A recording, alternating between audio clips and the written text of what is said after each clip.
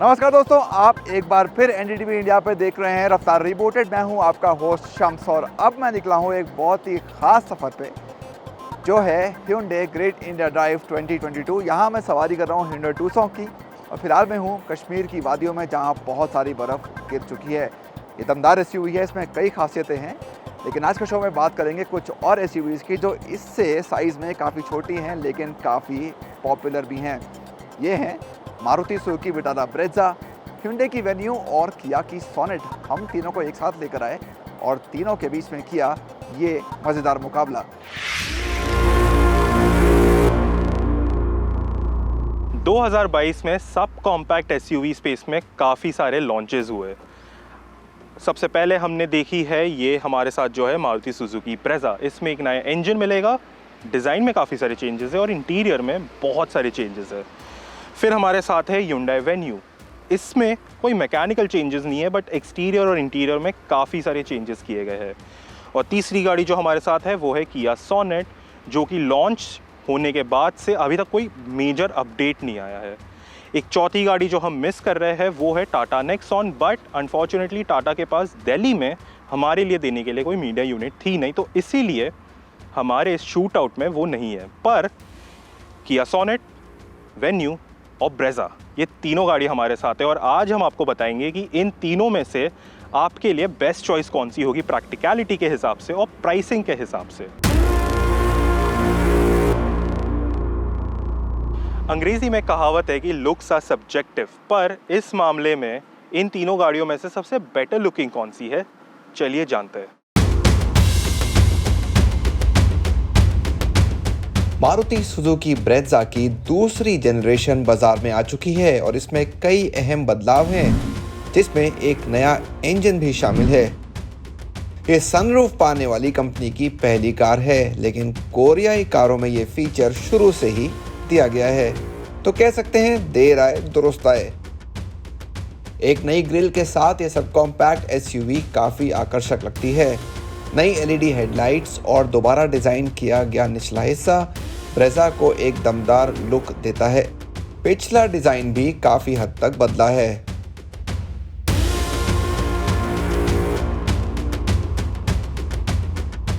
वहीं Hyundai venue company की वैश्विक डिज़ाइन भाषा का पालन करती है।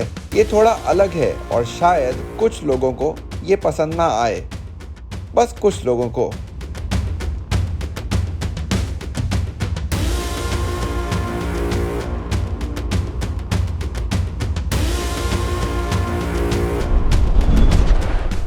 किया सोनेट इस मुकाबले में अकेली कार है जिसे शुरुआत से कोई डिज़ाइन बदलाव नहीं मिला है। बस नए लोगों के अलावा कार वैसी ही है जैसी लॉन्च के वक्त थी, लेकिन कहना होगा कि ये अभी भी आधुनिक दिखती है। टाइगर नोज ग्रिल, पतली LED हेडलाइट्स और GT लाइन के लाल एक्सेंट सोनेट को एक खास लुक देते हैं। ये पिछले हिस्से में कनेक्टिंग लाइट स्ट्रिप पाने वाली सेगमेंट की पहली कार भी थी, जो अब कई कारों में देखी जा सकती है।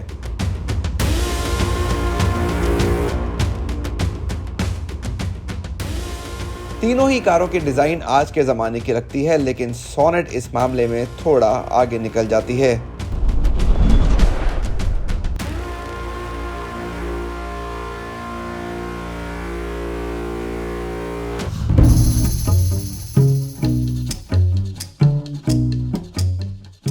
चलिए आइए देखते हैं कि कौन सी गाड़ी में आपको सबसे ज़्यादा और सबसे अच्छे फीचर्स मिलते हैं।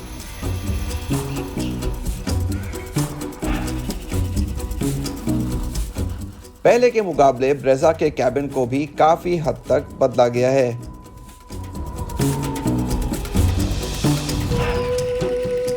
थ्री 360 डिग्री व्यू कैमरा हो या 9 इंच की इंफोटेनमेंट स्क्रीन, आरकमी स्पीकर साउंड सिस्टम हो या हेड अप डिस्प्ले, ये आपको अब पहले से ज्यादा पसंद आएगा।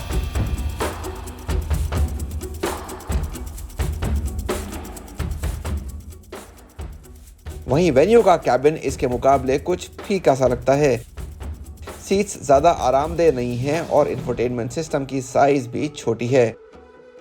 हाँ, आपको अलेक्सा वॉइस कमांड्स और इलेक्ट्रिकली एडजस्टेबल सीटों जैसे बढ़िया फीचर्स यहाँ ज़रूर मिल जाएंगे।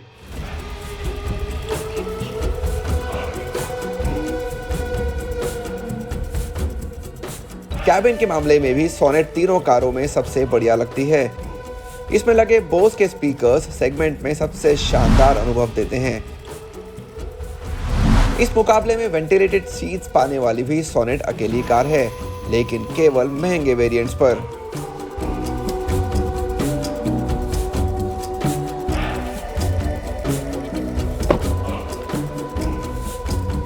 सब कॉम्पैक्ट एसयूवी की बात कर रहे हैं तो रियर सीट स्पेसिंग की तो बात हमें करनी पड़ेगी, तो उसके साथ हम आपको बूट स्पेस के बारे में भी ज़रूर बताएंगे।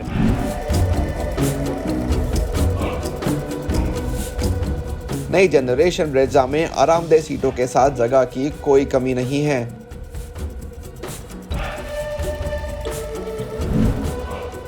लेकिन इस मामले में वेन्यू की दूसरी रो इससे भी बेहतर एहसास देती है।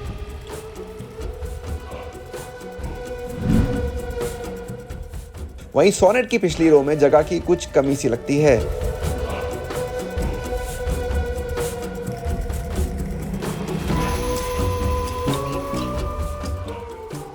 तीनों ही कारों में यूएसबी पोर्ट्स और रेयर एसी वेंट्स लगे हैं। सोनेट के ज्यादा बड़े बूट के बावजूद हमें लगता है कि पहली बार लॉन्च होने के बाद से ब्रेज़ा में बड़ा सुधार हुआ है।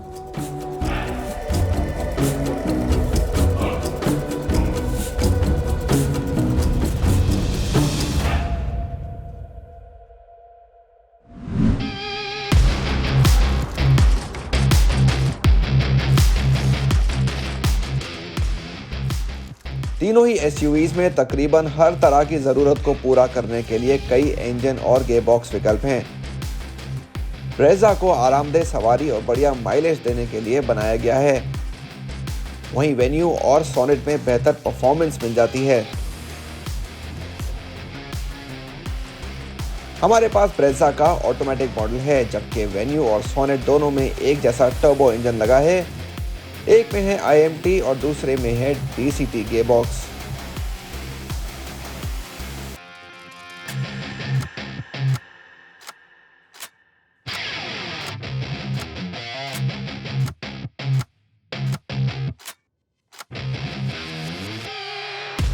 अभी हमारे पास है मारुति सुजुकी ब्रेज़ा की 1.5 लीटर की पेट्रोल इंजन, जिसमें आपको एक माइल्ड हाइब्रिड सिस्टम मिल जाता है और इसमें गियर बॉक्स ऑप्शंस आपको मिलते हैं दो टाइप के, एक है मैनुअल और एक 6 स्पीड टॉर्क कन्वर्टर जो आज हमारे साथ है।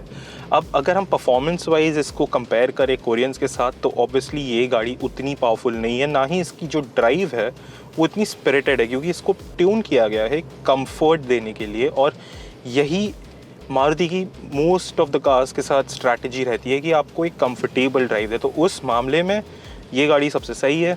अगर आप NVH लेवल्स और कैबिन नॉइज़ की बात करें तो आपको बहुत ही बे मिनिमम साउंड है, आपको अभी भी महसूस हो रहा होगा कि आपको बहुत ही कम आवाज़ अंदर आती है। इंजन बहुत ज़्यादा स्पिरिटेड नहीं है जैसे मैंने आपको कहा, बट गियर बॉक्स काफ़ी ही बेहतरीन है, काफ़ी अच्छा परफॉर्म कर लेता है।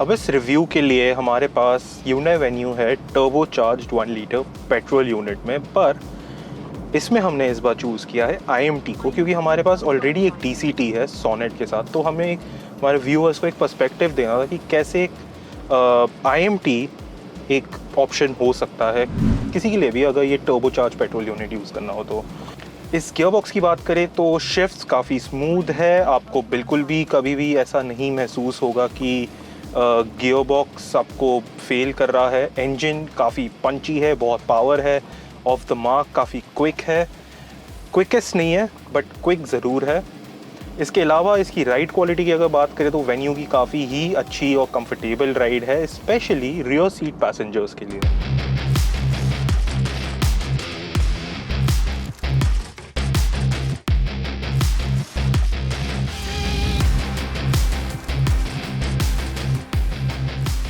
अब सोनेट जो हमारे पास है ये है DCT के साथ, जो 1 लीटर टर्बो इंजन की मैंने बात की थी, तो उसके साथ आपको मिलता है DCT gear box. Up shifts और डाउन शिफ्ट्स इसके स्मूथ है। डाउन शिफ्ट्स में एक इशू है, अगर आप कॉर्नर्स कर रहे हैं तो उसमें डाउन शिफ्टिंग में थोड़ा सा समय लेता है, थोड़ा गियरबॉक्स कंफ्यूज हो जाता है, तो वो एक इशू हमें है। बट इसके अलावा अगर हम इसकी ड्राइविंग की बात करें, हैंडलिंग की बात करें, तो ये प्रॉबेबली इस सेगमेंट की बेस्ट हैंडलिंग कार है, हैंड्स डाउन। मतलब कंपेयर टू द वेन्यू, ये गाड़ी से बेटर हैंडलिंग इस सेगमेंट में तो हमें किसी दूसरी गाड़ी में नहीं मिलेगा।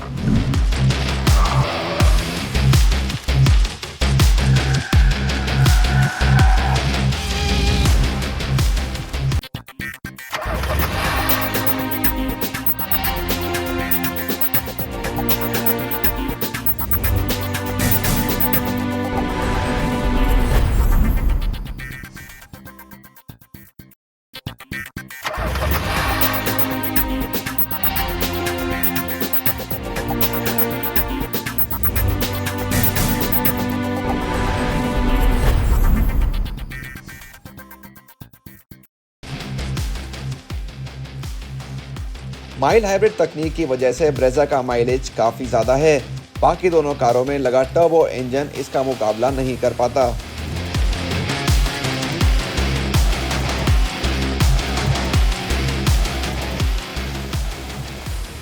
तीनों ही कंपनियों ने कारों में मिलने वाली सुरक्षा पर खास ध्यान दिया है। ब्रेजा पे 6 एयरबैग्स तक मिल जाते हैं, वहीं ABS के साथ EBD और रिवर्स पार्किंग सेंसर्स इसमें स्टैंडर्ड हैं। तीनों SUVs में ESP के साथ हिल होल्ड असिस्ट दिया गया है।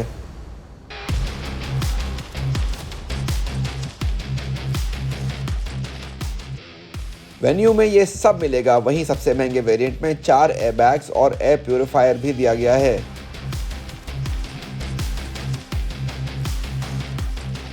सोनेट पर इन सभी फीचर्स के अलावा महंगे वेरिएंट्स पर 6 एयरबैग्स तक मिल जाएंगे। तीनों कारों में पेट्रोल इंजन, मैनुअल और ऑटोमेटिक दोनों गियरबॉक्स के साथ उपलब्ध है। जहां ब्रेजा में एक ही इंजन है, कोरियाई कारों में 2 पेट्रोल के अलावा एक डीजल विकल्प भी है, लेकिन केवल सोनेट में डीजल के साथ ऑटोमेटिक भी मिल जाएगा। थोड़ी ज़्यादा कीमत पर Hyundai अधिक स्पोर्टी वेन्यू एन लाइन और किया X लाइन की बिक्री करते हैं।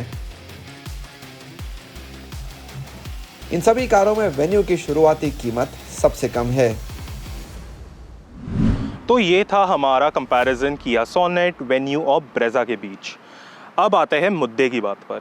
अगर आपको एक ड्राइवर्स कार चाहिए जिसमें परफॉर्मेंस हो और आपको मज़ा आएगा चलाने में, तो किया सोनेट DCT से बेटर गाड़ी कुछ नहीं मिलेगी आपको इस सेगमेंट में। अगर आपको रियर पैसेंजर्स की कंफर्ट को अगर प्रायोरिटाइज़ करना है तो आपको लेनी चाहिए Hyundai वेन्यू। और अगर आपको एक गाड़ी चाहिए जिसमें दोनों का कॉम्बिनेशन है, एक बैलेंस राइड, अच्छे फीचर्स और एक बहुत ही शानदार दिखने वाली गाड़ी, तो मारुति सुजुकी ब्रेजा से बेटर गाड़ी आपको इस सेगमेंट में तो बिल्कुल नहीं मिलेगी।